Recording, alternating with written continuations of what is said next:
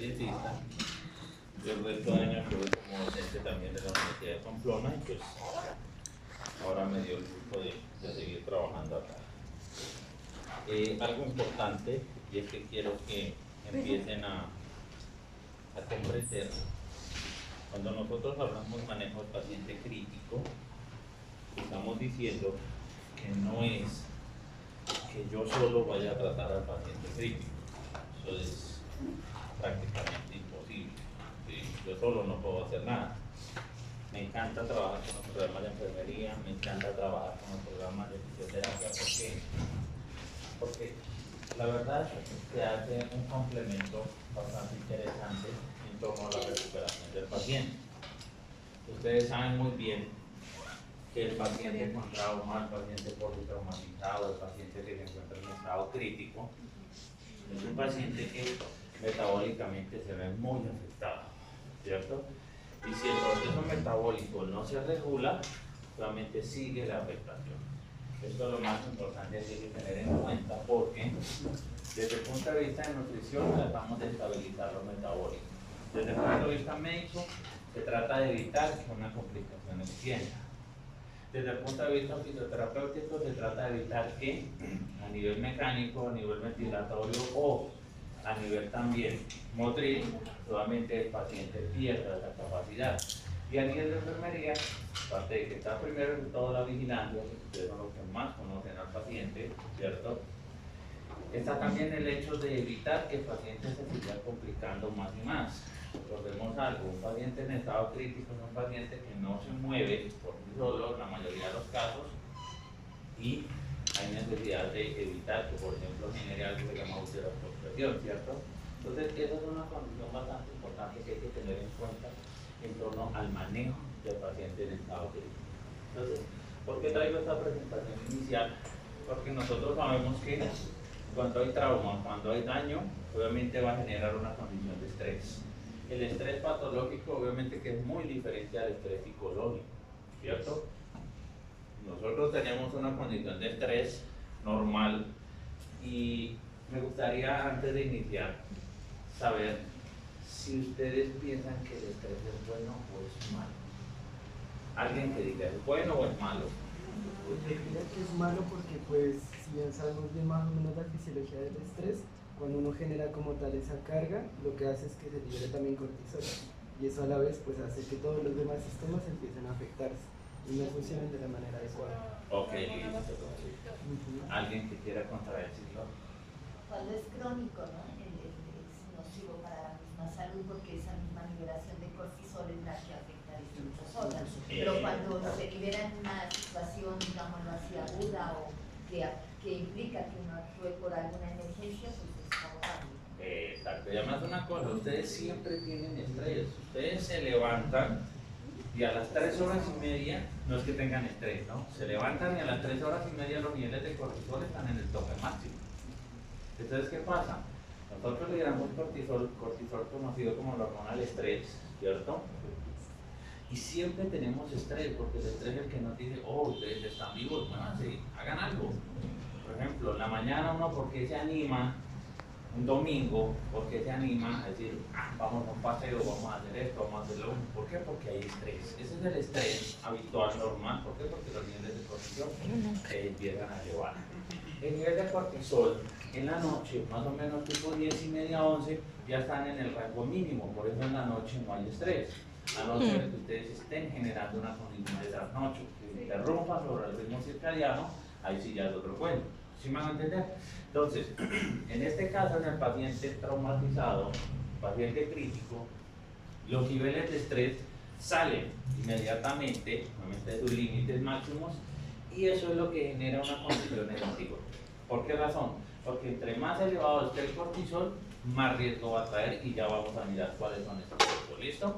Entonces, primero comprendemos que el estrés no es malo. El estrés es bueno porque nos hace mostrar que estamos vivos. Pero cuando se eleva a condiciones, lo que decía la profe, que nosotros lo mantenemos elevado por mucho tiempo, condiciones crónicas, obviamente ya empieza a generar una condición secundaria. Ahora, vamos a mirar algo. Cuando una persona sufre depresión, es porque algo pasó. Hay que tener en cuenta eso. La depresión está asociada a que algo pasó. Falleció un familiar, estoy deprimido porque falleció un familiar. Estoy deprimido porque perdí el semestre. Claro que no se puede deprimir por perder un semestre, ¿cierto? Estoy deprimido porque terminé una relación. Claro, algo pasó y hay que tener en cuenta eso. ¿Listo? Cuando estamos en lo actual es el nivel de estrés. Yo tengo estrés porque tengo que hacer esto. Yo tengo estrés porque estoy haciendo esto. ¿Listo? Vamos a entender diferencias entre estos tres conceptos. Y cuando voy a lo futuro se llama ansiedad. ¿Listo? Entonces, por ejemplo, no, yo tengo el sábado que hacer esto, estoy preocupado, no voy a comer algo. No, me siento ansioso. Entonces vuelvo y repito. Hablamos de depresión en lo pasado, hablamos de estrés en lo presente y ansiedad en lo futuro. ¿Listo? ¿Qué? Entonces, hay que entender esto por qué razón. Porque mire que estamos hablando de un estrés patológico. Estamos hablando de lo que actualmente ese paciente está viviendo. Y ojo, porque aquí se puede mezclar el estrés patológico del paciente con el estrés psicológico de ustedes. ¿Listo? Y ahí es donde empieza Cristo a fallecer. ¿Vale? Entonces, para poder compensar esa condición, ¿qué es lo que debemos hacer? Primero, entender cuál es el metabolismo del paciente. Por eso cuando la profe me dijo valoración del paciente crítico, sí, vamos a mirar valoración del paciente crítico, pero quiero que ustedes empiecen a adentrar a lo que es el paciente crítico en sí, metabólicamente hablando y obviamente desde la nutrición. ¿Listo? ¿Alguna pregunta hasta el momento? ¿No hay? Bueno, entonces, comenzamos. Vamos a mirar acá. ¿Listo? Esta presentación te la puedo compartir, ¿no? ¿Listo? Pregunto, ¿qué me interesa en un paciente? Esto realmente es una fórmula para obtener valor calórico. ¿Sí? Sin embargo, yo tengo diferentes condiciones de acuerdo a la actividad. La pregunta es, ¿será que me interesa más que cualquier otra cosa las kilocalorías en un paciente crítico? ¿Ustedes qué opinan? ¿Será que lo primero que tengo que hacer es calcular kilocalorías? Ustedes como ustedes como nutricionistas, ¿será lo primero que tengo que hacer es calcular kilocalorías? Pues depende del aspecto, ¿no? Porque acá nosotros lo primero que hacemos en relación a nuestra condición es los signos vitales. Exacto. Entonces, ¿qué es lo que pasa? Lo primero que me interesa es que cuando hablamos de alimentación o cuando hablamos de nutrición no es matemáticas. No es solamente sumar y restar, multiplicar y dividir. ¿Listo? Y esto quiero que lo tengan en cuenta porque ustedes van a trabajar también en una parte donde no hay nutrición. ¿Y qué les va a tocar a ustedes? Pues, asumir ciertas responsabilidades que no son de ustedes, pero les toca. Y si no, hay más haciendo fila. ¿Cierto? Esto es lo primero que les digo. Entonces, ¿qué sucede? Ojo, no es solo matemáticas. ¿Listo? Hay que tener en cuenta algo. Cuando nosotros hablamos de hospital, de hogares o de casa, hay un grado importante, de nutrición. Y miremos bien que en el hospital, ya sea para menores de 60 o para mayor o igual a 60, es el porcentaje más alto. ¿Qué significa eso? Que todavía sigue habiendo desnutrición en un hospital. ¿Pero por qué? Si en un hospital tiene nutricionista, tan raro si hay médicos, tan raro si hay enfermeras, tan raro si hay fisioterapeutas, tan raro si está todo el profesional de la salud. Sí, pero sigue habiendo desnutrición. ¿Listo? Y una de las primeras causas de desnutrición es lo que comentábamos anteriormente, la condición metabólica inadecuada.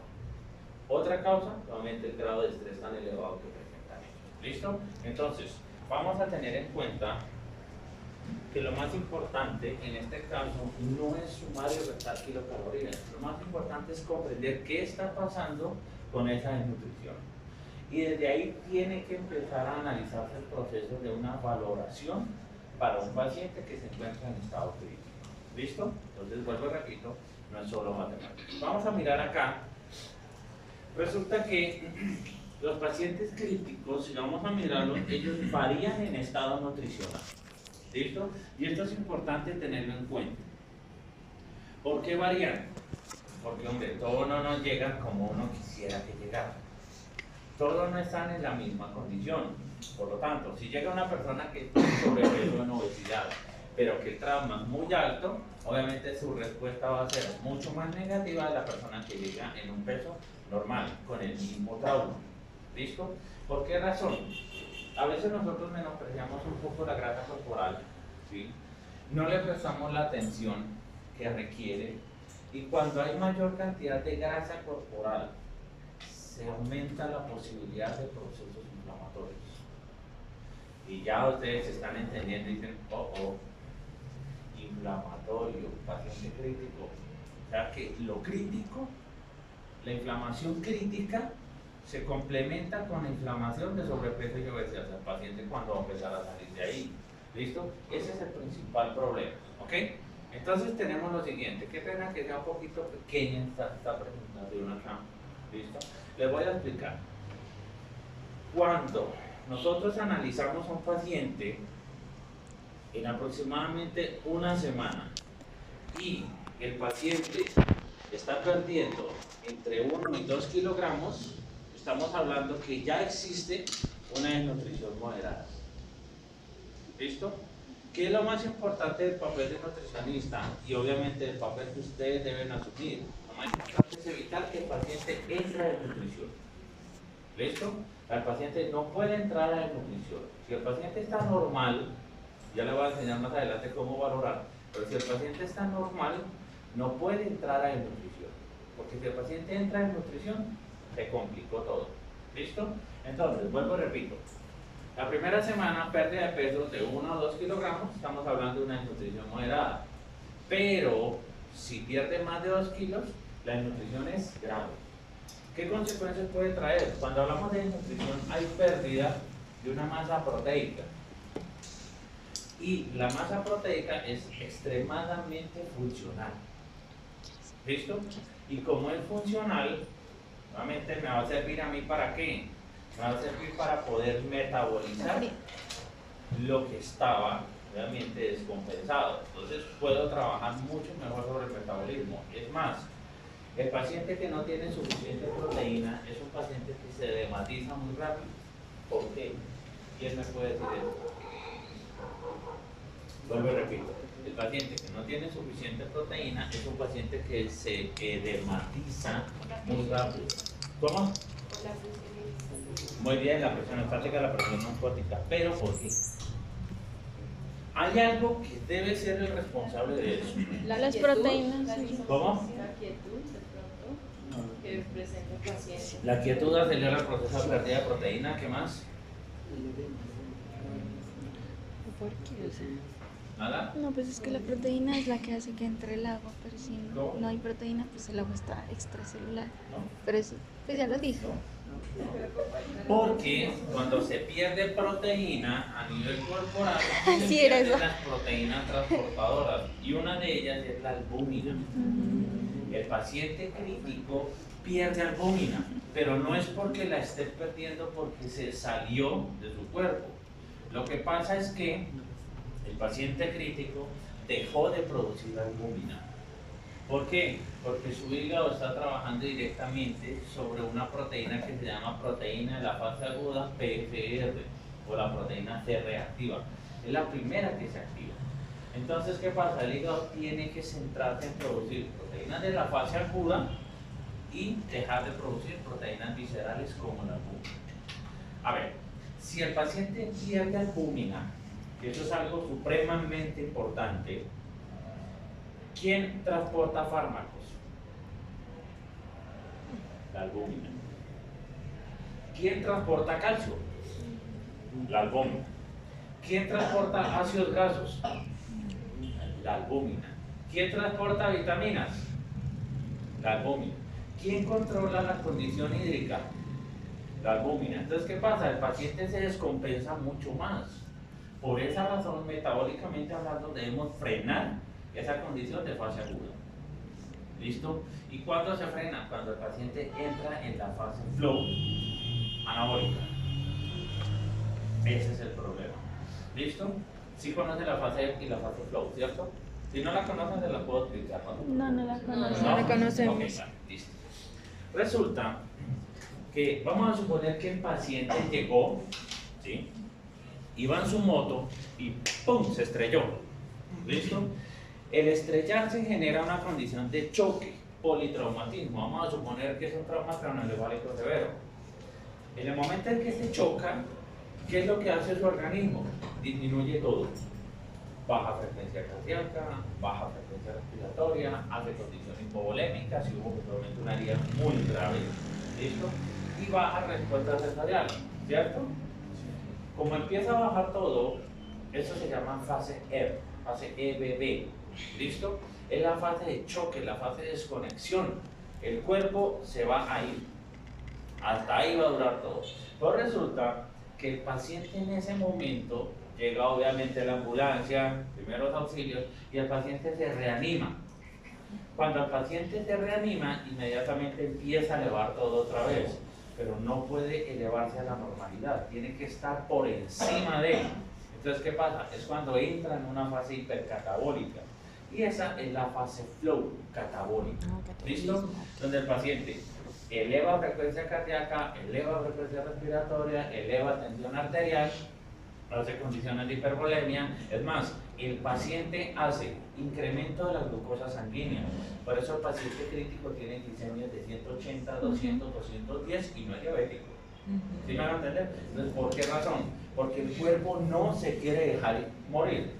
Entonces, ¿qué pasa? Tiene que empezar a reaccionar. Entra en esa fase hipercatabólica o hipermetabólica, como nosotros la denominamos. ¿Listo? Ese periodo es bastante complicado. ¿Por qué? Porque ahí es donde los niveles de cortisol llegan al máximo. ¿Por qué? Estamos hablando de un estrés patológico. Y el estrés patológico es a no dejarse morir, como decía la profe. Esto es agudo, no me quiero dejar morir.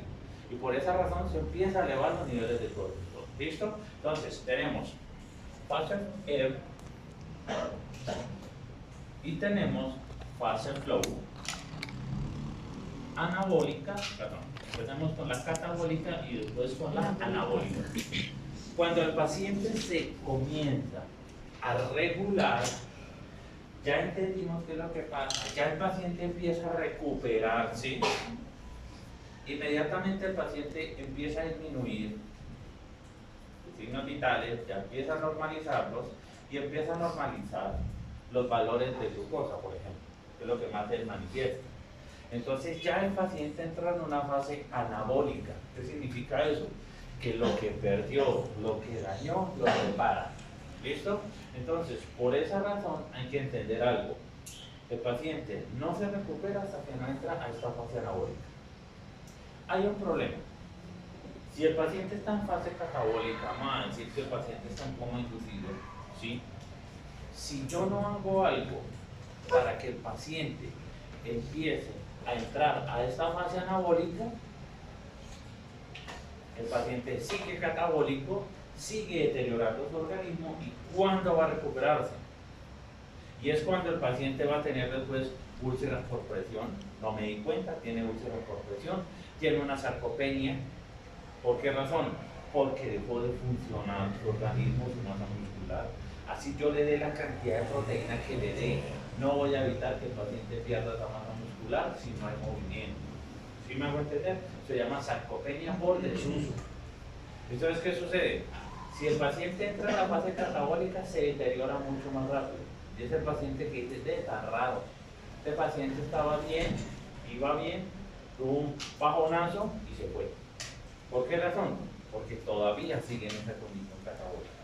Nosotros somos catabólicos en el día y anabólicos en la noche. ¿Listo? Por tanto, miren que debemos entrar a la fase anabólica. ¿Listo? ¿Alguna pregunta hasta el momento? Ya les quedó claro la fase de la fase flow. Y anabólicos en la noche. Eso es importante dentro de la condición del paciente clínico. ¿Listo? Entonces, miremos acá. Vamos a suponer que el paciente tiene 3 meses. Si el paciente tiene 3 meses de estancia hospitalaria, pero ya ha perdido 7.5 kilos, el paciente sigue nutrido. Lo ideal es que el paciente se recupere. Yo le decía a mis estudiantes de nutrición, ¿cómo es posible que un paciente entra con un peso de 60 kilogramos, lleva 7 meses y todavía tiene 60 kilogramos? ¿Cómo es posible? Pues fácil. el profesional, ya sea de nutrición, de enfermería, de lo que sea, no fue capaz de pesarlo. Y al no pesarlo, pues estamos diciendo que el paciente no ha tenido cambio alguno, nota que sí se tienen cambios. Normalmente, el paciente puede perder 75 gramos de proteína durante el día. Y 75 gramos de proteína es muchísimo. ¿Por qué razón?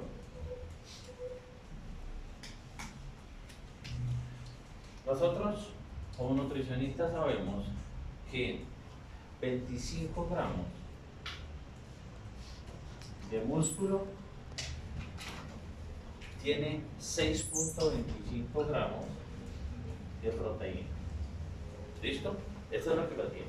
Entonces, si el paciente puede perder 75 gramos, imagínense, si 25 gramos contienen 6.25, los 75 gramos, ¿cuánto? Multiplican 75 por 25, por favor, y lo dividen en 6.25.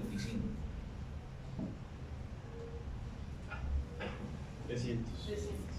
¿Cuánto? 300. ¿Cuánto? 300. 300 ¿qué? Gramos. ¿Gramos de qué? De músculo. Ahora, nosotros recuperamos 75 gramos de músculo, ojo, cada 21 días. O sea, yo no hipertrofio tan fácil. Eso de que llegan y dicen yo me meto al gimnasio y en 2 meses estoy yankee. No, esa hipertrofia neta no es tan fácil como parece, olvídense. ¿Listo? Entonces imagínense, se está perdiendo más músculo y por esa razón el paciente entra así y sale así. ¿Listo? Voy a poner un caso propio. Yo mismo. La vez pasada me diagnosticaron mal, ¿sí? En un hospital X. Yo tenía apendicitis. Me diagnosticaron con cólico renal. Me fui para la casa. En la noche dije, no, esta vaina ya es diferente. Esto es otro cuento. Yo parecía la rana René. Vomitaba verde y defecaba verde. ¿Sí?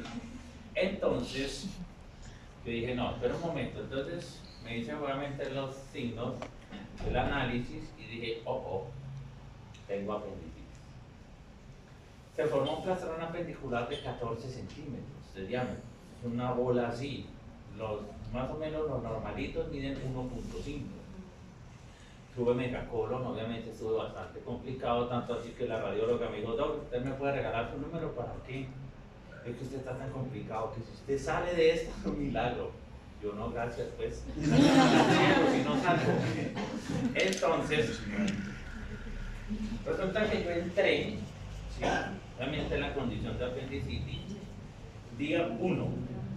Al día 15, yo en ese entonces pesaba 103 kilos. Al día 15 pesaba 87. ¿Sí me van a entender cuál es la pérdida tan acelerada de peso? ¿20 días qué? O sea, perdí aproximadamente entre 16 y 17 kilos en 2 semanas. ¿Sí se dan cuenta? Entonces, ¿qué pasa? Eso hace que pierda funcionalidad. Sí, no se me Eso olvida. hace que me deteriore. Y eso hace que no pueda salir adelante si no empiezo a recuperar mi condición. ¿Qué fue lo que hice? Pues solamente implementé proteína también, implementé el antibiótico que tenía. Nunca me operaron de apendicitis por el plastrón apendicular. Gracias a Dios el plastrón se comió de apéndice, ya no tengo apéndice. O sea, me intervine yo solito. ¿Sí? ¿Y qué pasa? Eso me sirvió como para analizar un poco, porque pues eso es otra cosa. Yo soy experto en antropometría, me encanta la antropometría. Y me sirvió para analizar y decir, hola, ¿por qué no nosotros analizamos al paciente de una manera mucho más profunda? Les voy a enseñar algo para que ustedes lo tengan en cuenta y vayamos aprendiendo cosas que son importantes para todo profesional de la salud.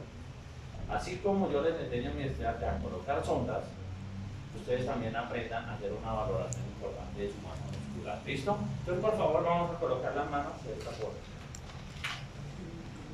¿Listo? Muy bien. Ojo, este debe ser el perímetro mínimo de su pantorrilla. Entonces, por favor, vamos a subir ¿Listo? Y vamos a Y tratar de genéticamente, medir la pantorrilla en su la parte más genética. amplia. ¿Listo? Puedes preguntarles qué pasa Ok. con la genética. Debe ser el mínimo. Ojo, ya les voy a explicar algo. ¿Qué pasa con las personas que genéticamente... Miren bien, ya les voy a decir.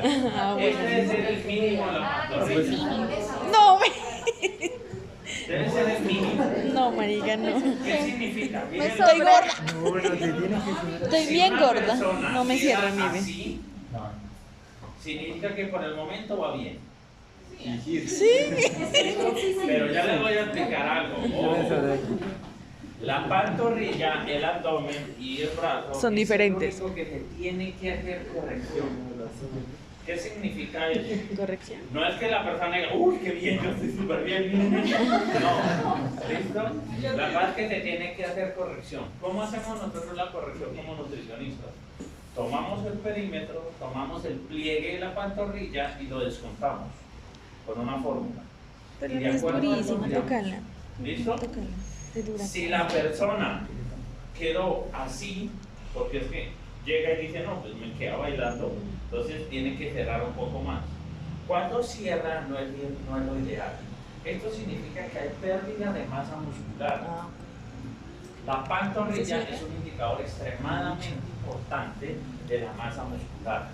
Si la pantorrilla está demasiado disminuida, ¿qué significa? Que la persona no tiene un buen depósito muscular. Y al no tener un buen depósito muscular, esa persona es un riesgo nutricional. no mucho. ¿Qué significa? Que si entra a una institución hospitalaria, entra a una unidad de cuidados intensivos, pues vaya que yo debo tenerlo inmediatamente fichado como riesgo nutricional. ¿Por qué? Porque ese me va a generar problemas. ¿Listo? Esa es la idea de eso. Por eso las pantorrillas hay que fortalecerlas. ¿Cómo se fortalecen las pantorrillas? Con ejercicio. No hay de otra. Entonces, ¿qué sucede? Aquí es donde viene lo siguiente. La persona que es muy sedentaria tiene unas pantorrillas disminuidas. Y al tener la pantorrilla disminuida, entonces no tiene una buena ganancia muscular. ¿Sí me van a entender? Entonces, ¿qué pasa? El problema es ese. Entonces, ¿cuál es el problema? El problema es ese, que como no tiene una buena reserva muscular, en el momento en que esté en una condición crítica, porque nadie está exento, que esté en una condición crítica, no va a responder. Y es el paciente que va a generar complicación más a fondo. ¿Listo? ¿Entendieron? ¿Les sirvió el primer parámetro? Sí. Ténganlo en cuenta, ¿ok? ¿Vale? Siempre son los dedos de la persona, no los de ustedes. Profe, con la genética entonces, ¿cómo era? ¿Cómo? Con la Aparte gen- de la genética, que hay personas que pues por hereditariamente pueden adquirir una pantorrilla mucho mayor. Sí, depende de la genética. Eso si lo miramos desde el punto de vista deportivo, ¿sí? Cuando yo quiero desarrollar pantorrillas grandes, obviamente en Normalmente, parte pero la es que genética, por eso es con los en dedos de la parte. persona. ¿Por qué razón? Ella no Te solo va a voy decir. ejercitar, ella no solo va a ejercitar. La mayoría de las personas culpan a la genética. ¿Sí? ¿Qué sucede? La mayoría de las personas culpan a la genética, ¿por qué? Porque no, es que yo tengo pantorrillas pequeñas, porque así somos todos en la familia. Pero si usted va a mirar, usted empezó a hacer actividad física después de mucho tiempo, no desde antes. Entonces, ¿qué pasa? Los niños tienen que ser activos desde niños. ¿Por qué? Porque un niño que es activo desde pequeñito, cuando ya tenga 15, 16, 18, 20, 21, va a tener un nivel de pantorrillas adecuado. ¿Sí me van a entender? Entonces, ¿qué pasa? No solamente la genética, también el estilo de vida. ¿Listo? Y eso también hace parte, digamos así, de todo este proceso. ¿Por qué la gente del campo, ¿sí? El sector agropecuario, como digo yo, por qué la gente tiene unas buenas pantorrillas? Porque de pequeños les toca tirar infantería, o sea, caminar, ¿cierto? Y eso es bueno, ¿por qué? Porque esa masa muscular que ellos tienen es muy funcional. Lástima que uno puede traer el dinamómetro para hacer una valoración acá y mirar qué tan funcional son. No. Pero lo puedo traer Mejor que en no lo esta sí. No estoy tan lejos de la casa. Mejor que no lo traje. ¿Para qué? Es para mirar qué tan funcional son. ¿Por qué razón? Porque cuando nosotros hacemos fuerza prensil, la fuerza prensil es otro indicador importante. Yo cuando llego con un paciente en estado crítico que se está recuperando, lo primero que hago es muy buenos días, ¿cómo está? ¿Cómo le ha ido? Y analizo el apretón de manos. ¿Por qué? Porque un apretón de manos significa que hay respuesta muscular, hay más masa muscular. Y la persona que tiene más masa muscular significa que tiene mayor fuerza flexible. Por eso ahorita más tarde traigo el dinamómetro para mirar cómo están ustedes. ¿Listo? ¿Ok? ¿Vale? Bueno, ¿entendieron esta parte? Ese no es Entonces, el miren que dinamómetro. a medida que vamos viendo el tema, les voy dando tips para que ustedes lo vayan teniendo en cuenta. ¿Listo? ¿Ok? Bueno, entonces, vamos a mirar que la persona tiene un año de estancia hospitalaria. ¿Me puedes decir? Falso. No, yo he visto pacientes que tienen hasta año y medio y 2 años ya metidos en una institución. ¿Listo? ¿Ok? Si la persona perdió 20 kilos, es una desnutrición moderada. Y como les digo, si yo perdí 16 o 17 kilos en 2 semanas, ¿cómo estaba yo? Gravísimo. Por eso me pidieron mi número, para ver si yo me moría, hablaban de que era mundo. ¿Listo? ¿Ok? Bueno, entonces, ¿qué es lo más importante? Evitar esto. Este grado de depresión. Eso se llama caquexia. ¿Listo? ¿Qué es caquexia? Caquexia lo conocemos nosotros como el adelgazamiento extremo. Muy diferente a depresión. Depresión es la pérdida de compartimentos corporales. Pero caquexia es el adelgazamiento extremo.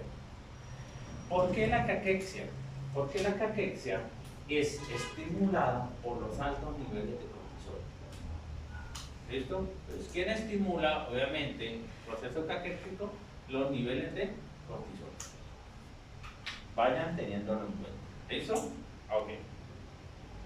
Entonces, vamos a mirar ¿No me podría repetir la anterior? Caquexia y otra. depresión. ¿Esa que era? Caquexia, adelgazamiento extremo. Y depresión. Depresión, pérdida de compartimentos. No compartimientos, sino compartimentos corporales. Gracias. ¿Listo? ¿Cuáles son los compartimentos? Compartimento graso, muscular, óseo, hídrico y residual. Son 5 compartimentos que nosotros trabajamos desde la antropometría. ¿Listo? ¿Ok? Que no se les olvide. ¿Vale? Ok. Muscular, hídrico, óseo y Graso, muscular, óseo, hídrico y residual. ¿Listo? ¿Cuál es el residual? Pues el resto de cosas. Así como yo les preguntaba, ¿qué son faneras? Faneras, cabello, uñas. Esto es lo que se empieza a perder tejido. ¿Ok? ¿Listo? Bueno. Entonces, siguiendo con ello, vamos a mirar algo importante. Riesgo nutricional identificado. Hay 2 cosas.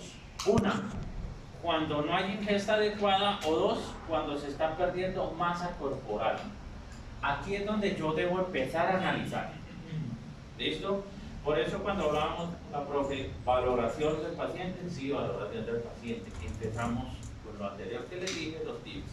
Pero también vamos con esa condición. Lo primero que yo identifico es quién está a riesgo. ¿Listo? Y me gustaría que ustedes me dijeran algo. ¿Qué es sobrepeso? Nosotros lo conocemos que era el índice, ¿no? Por por encima de un nivel ¿Cómo? de 30 depende del peso, si está por encima de... es. Pero, Por ejemplo, si está por encima de ese nivel, entonces obesidad también está por encima de ese nivel, la superobesidad también está por encima de ese nivel. Entonces, ¿todo es igual? No. ¿Qué es sobrepeso? Eso se mira en el índice de masa corporal en una... 25-30. ¿Cómo? 25-30. Ya, pero eso es por el índice de masa corporal. 25-30. Ok, listo, vale. No, todavía no le han dado el clavo. ¿Qué es sobrepeso? Pues que esa es otra cosa, que sea de más. No le han dado el clavo todavía. Ah, ¿no saben qué es sobrepeso? Y eso cada rato lo nombran ustedes, ¿o no? Sí. Ustedes toman índice de masa corporal, peso sobre talla al metro al cuadrado y dicen, ¡ah! Esa persona está en sobrepeso. Ojo, usted está en sobrepeso.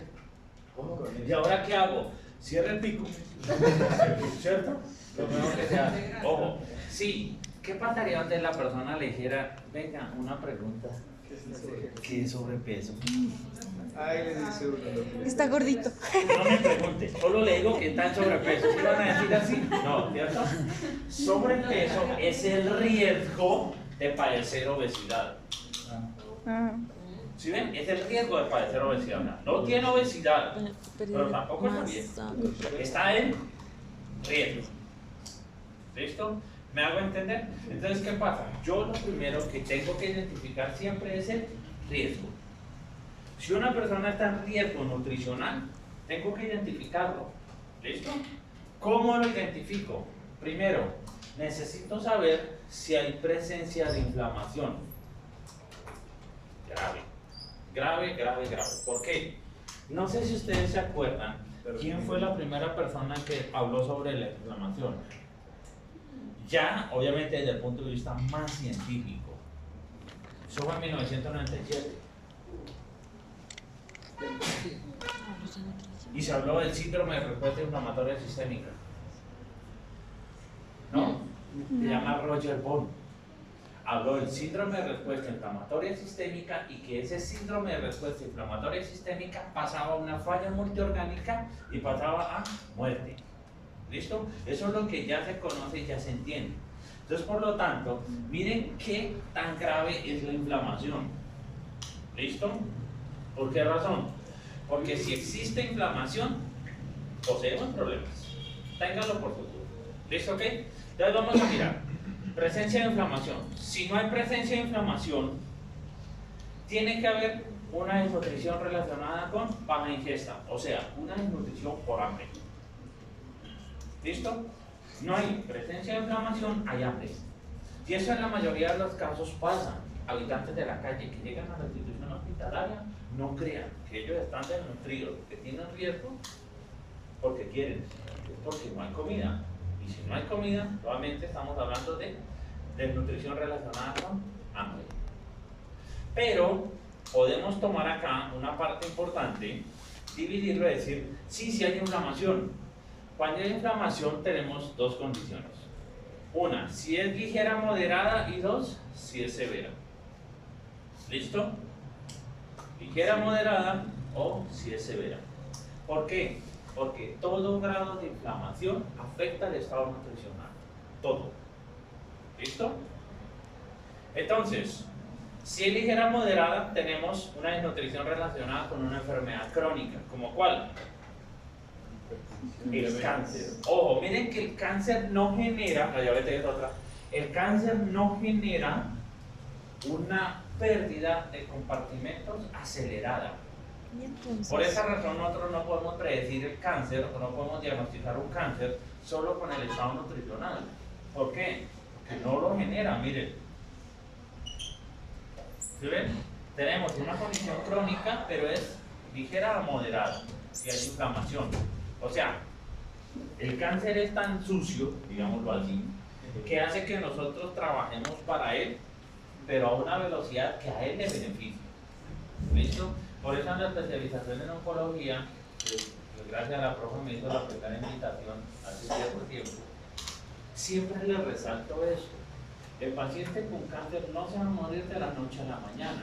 El problema es que el sufrimiento se extiende.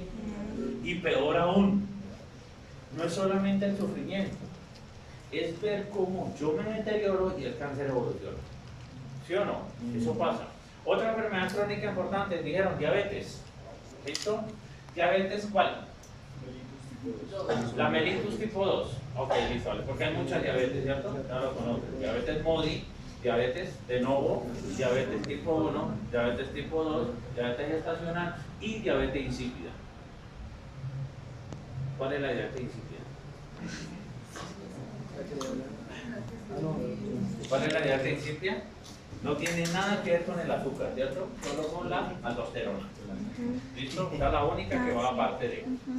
Entonces, la diabetes es otro caso relacionado con eso. ¿Por qué razón? Nosotros sabemos que en la diabetes hay 4 P's: polifagia, comer demasiado, polidipsia, poliuria y pérdida de peso. ¿Listo? Pero la pérdida de peso del paciente diabético, ¿cómo es? Secuencial. No se pierde de la noche a la mañana. ¿Listo? Entonces, por lo tanto, miren que hay un proceso inflamatorio, sí, la diabetes genera proceso antiinflamatorio, pero es una pérdida extremadamente lenta. ¿Listo? Ahora miremos el otro caso. Si hay inflamación severa relacionada con la enfermedad aguda, y aquí es donde nos centramos en el paciente crítico que no tiene una condición crónica. ¿Listo? Es el paciente que iba en su moto, se estrelló, y lo llevaron a la UCI y se depletó demasiado. ¿Por qué? Porque el grado de inflamación es extremadamente alto. ¿Listo? Y nosotros sabemos que cuando se activa el proceso inflamatorio, se activan las interleuquinas proinflamatorias sobre todo, que es la interleuquina 1 y la interleuquina.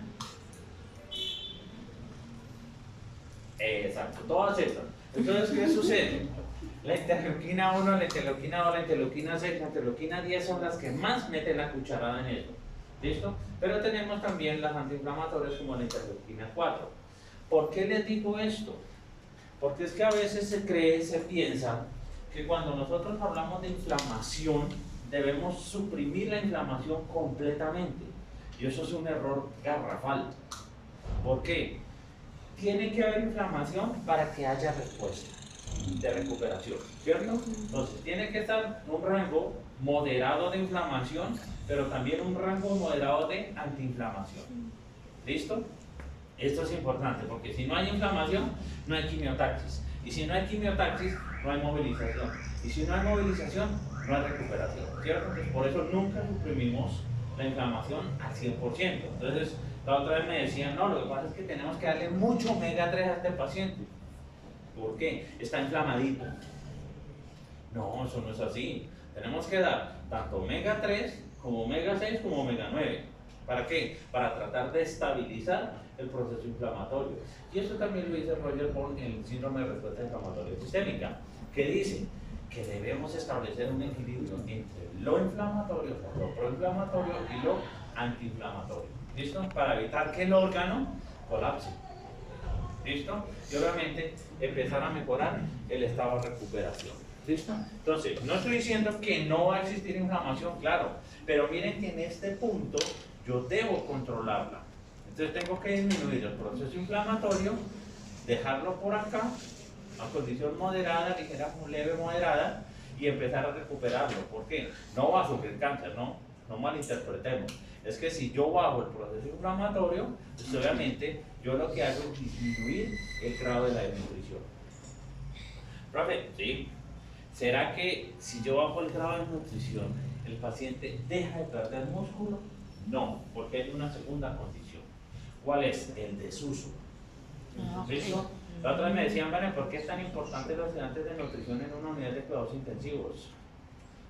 ¿Por qué? Es supremamente importante. ¿Por qué? Porque ellos tienen que aprender a valorar y hacer un análisis de esa sarcopenia por desuso. ¿Por qué razón? Sarcopenia, si quiere pueden comprarlo. Sarco es carne, penia, disminución, es disminución de la masa muscular. ¿Listo? Tenemos dos casos importantes. Uno, la masa muscular se pierde después de los 40 años. ¿Listo? O sea, el que no ganó masa muscular a los 25, a los 30, después de los 40 le va a ser mucho más difícil ganar masa muscular. Pero la persona que generó, digámoslo así, esa activación de la masa muscular, después de los 40 empieza a entrenar y ¡pum!, vuelve y se pone grandecito. ¿Sí me van a entender? O sea, se recupera. Esa es la primera y esa se llama sarcopenia primaria. Es la habitual, la que todo el mundo padece. ¿Listo? Es más, hay un estudio muy importante del Consenso Europeo, Sarcopenia 2016, que dice lo siguiente. Existe el caso, de acuerdo a la inactividad, que se presente sarcopenia juvenil.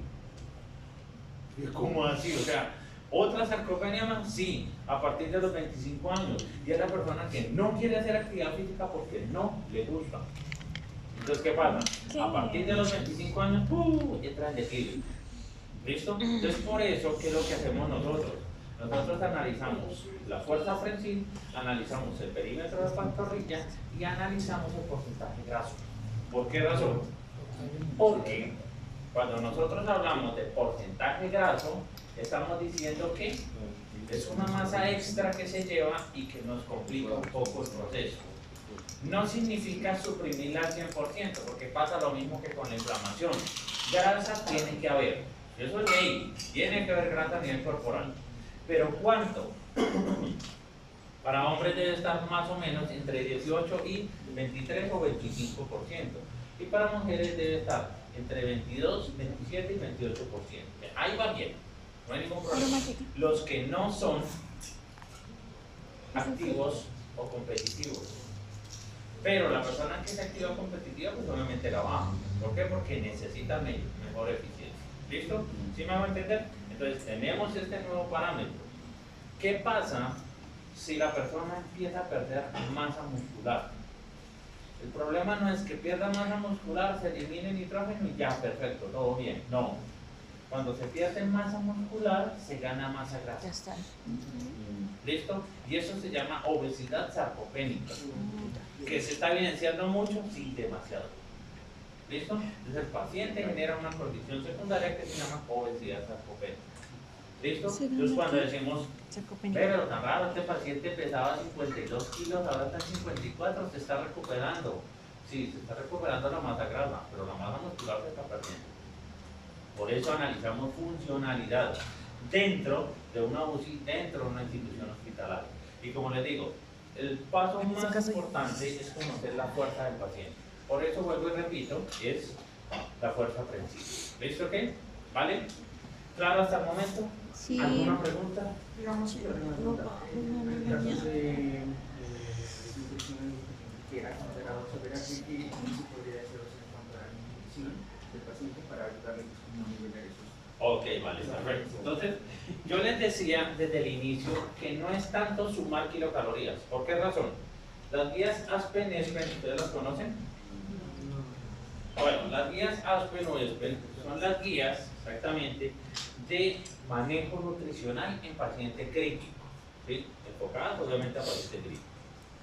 ¿Qué es lo que dicen? No es importante incrementar el valor calórico.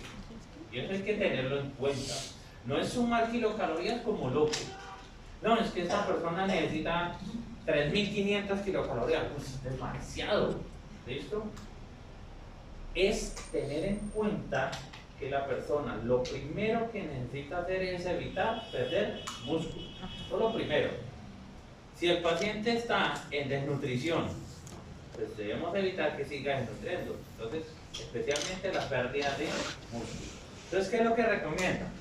Recomiendan que de 17 a 25 kilocalorías por kilogramo de peso. ¿Listo? Y ustedes pueden irlo anotando también si quieren.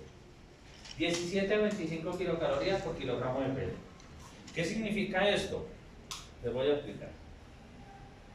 Nosotros habitualmente, en una persona activa, ustedes, ¿qué es lo que hacemos? Tomamos 30 por kilogramo de peso y listo, esa es la cantidad de kilocalorías que necesitamos.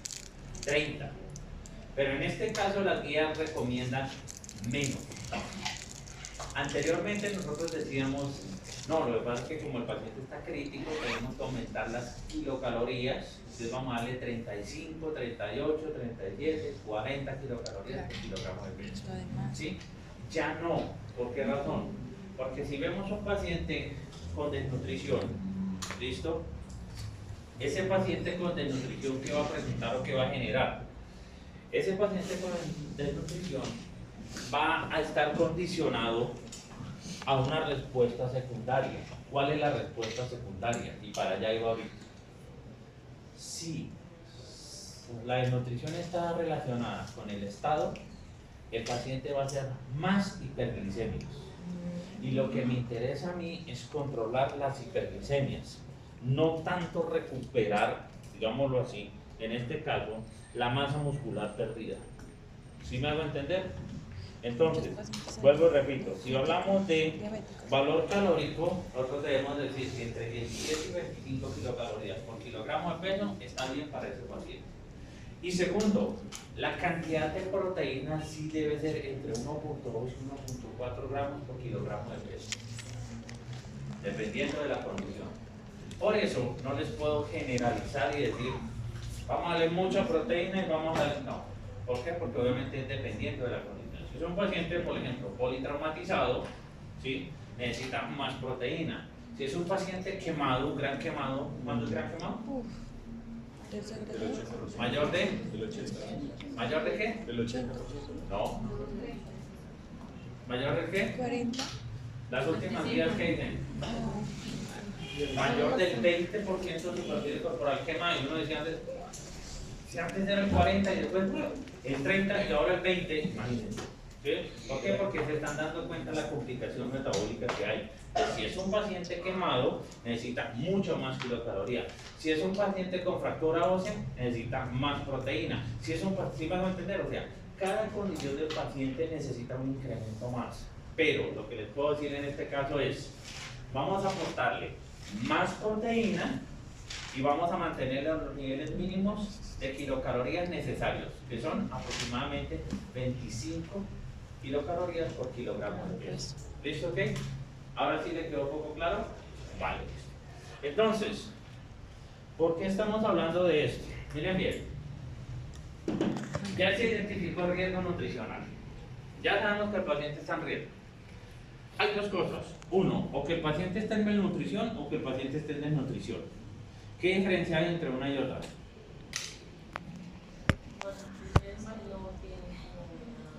¿Cómo? Buena ingesta de alimentos. No se le administra la necesaria, ¿verdad? ¿Cómo? No se le administra lo necesario. No se la administra, es malnutrición. Desnutrición, ya pues que ya. Ok, vale. Les voy a explicar qué significa eso. Malnutrición tiene dos opciones. Una, que sea por déficit o por exceso. ¿Sí me van a entender? Una persona puede tener riesgo nutricional estando en obesidad. ¿Sí se dan cuenta? Y todo el mundo pensaba que el riesgo nutricional era inclinado a la desnutrición. No. Por eso hablamos. Si identificamos el riesgo nutricional y el paciente está en malnutrición, enfocado a la desnutrición, es otro cuento diferente. Porque vuelvo a repito, hay malnutrición por déficit y malnutrición por exceso. ¿Listo? Entonces la persona con obesidad, no se hizo obesa, con obesidad es una persona que está en malnutrición. ¿Listo? ¿Ya les quedó claro? Bueno, entonces tenemos lo siguiente. Si hay malnutrición enfocada a la desnutrición, tenemos malnutrición relacionada a enfermedad con inflamación. Ya ustedes van analizando y van diciendo, ok, ligera, moderada o severa. ¿Listo? ¿Qué sucede? Hay una enfermedad aguda relacionada con la malnutrición. O sea, aparte de que tiene malnutrición, la enfermedad aguda le suma puntos. ¿Listo? Eso es lo que hace este algoritmo. Mostrar que la malnutrición, por déficit o por exceso, puede complicar el paciente. Y lo que yo les decía, si una persona está en sobrepeso o en obesidad, puede estar más complicada la persona que no está en sobrepeso o en obesidad, teniendo la misma condición, las mismas variables. ¿Listo? ¿Ok? Ya aquí sumamos puntos. Si se tiene malnutrición relacionada a enfermedad con inflamación, hablamos de caquexia por cáncer y otras enfermedades. ¿Por qué se genera la caquexia? Vamos a irnos un poco a la parte bioquímica. ¿Listo? Alístense qué es lo que más les gusta a todos, la bioquímica. ¿No les gusta? A mí me dijo la profe, no, profe, háblenles de bioquímica, que les fascina la bioquímica. ¿Cierto, profe? Gracias, profe. Gracias por hundirme, hijo. Ok. Vamos a mirar algo. ¿Listo? Esperemos un momento.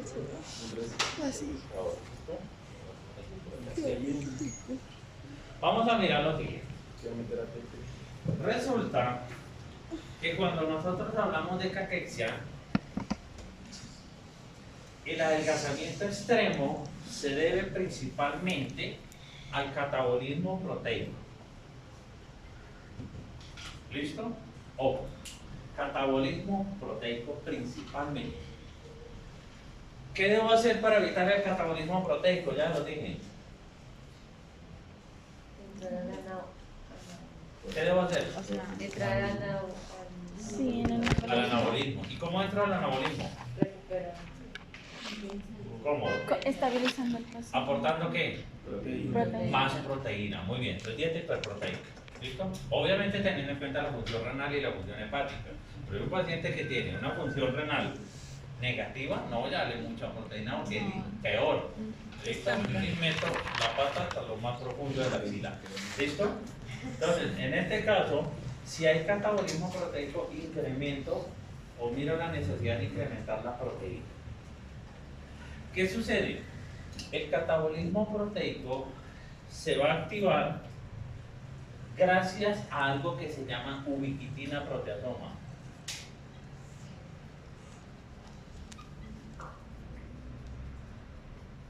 ¿Listo? Ubiquitina proteasoma. Entonces entra la proteína a generar un proceso que se llama ubiquitinización.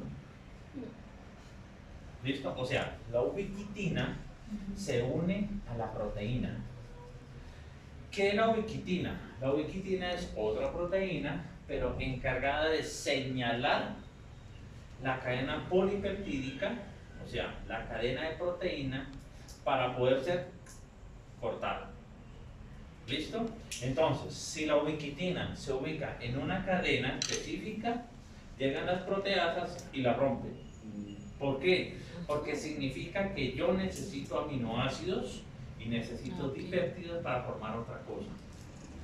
En un paciente con cáncer, ¿qué sucede? Supuestamente, yo necesito muchos aminoácidos porque necesito formar otra cadena peptídica para crear otra célula. Recordemos algo, el cáncer tiene algo que se llama metaplasia o hiperplasia, que es el aumento del número de células. Por esa razón, la ubiquitina se activa mucho más. ¿Por qué? Porque necesito cortar proteína de la que hay para formar más proteínas. Y esas más proteínas solamente va a ser el central genético de una célula nueva. Por eso se replica supremamente rápido. En el paciente crítico, yo necesito proteína. ¿Por qué razón? Porque el pool de aminoácidos está disminuyendo. ¿Qué es el pool? Pool es agrupación de aminoácidos que van circulantes a nivel sanguíneo. Entonces, ¿qué sucede? Si disminuye la cantidad de aminoácidos a nivel sanguíneo, yo necesito compensarlos otra vez para elevar los niveles. ¿Listo? ¿Por qué se está disminuyendo? Porque el hígado está formando proteínas de fase aguda. Y al formar proteínas de fase aguda, pues solamente estoy agotando tengo que agotar otra reserva que se llama músculo. ¿Listo? Entonces, la caquexia se activa gracias a la ubiquitinización por activación de la ubiquitina proteasoma para poder compensar el pool de aminoácidos. ¿Les quedó claro? Sí. Sí. Sí. Pero el proceso. Lo primero que ustedes tienen que memorizar es esto, ubiquitina. Profe, sí.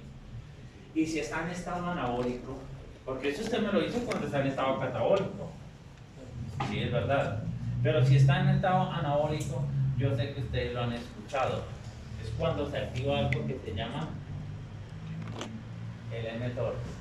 Y el mTOR es algo que permite que yo hipertrofie. Eso lo utilizamos mucho en nutrición deportiva. ¿Listo? Para poder entender la hipertrofia muscular. ¿Sí me hago entender? Entonces, ¿qué sucede? Yo tengo que bloquear esta para activar esto. ¿Qué es lo que hace el paciente crítico? Bloquea esto para activar esto. ¿Sí me va a entender? O sea, invierte la polaridad. Y al invertirlo, pues obviamente entra en un proceso de depresión. ¿Les quedó claro? ¿Sí?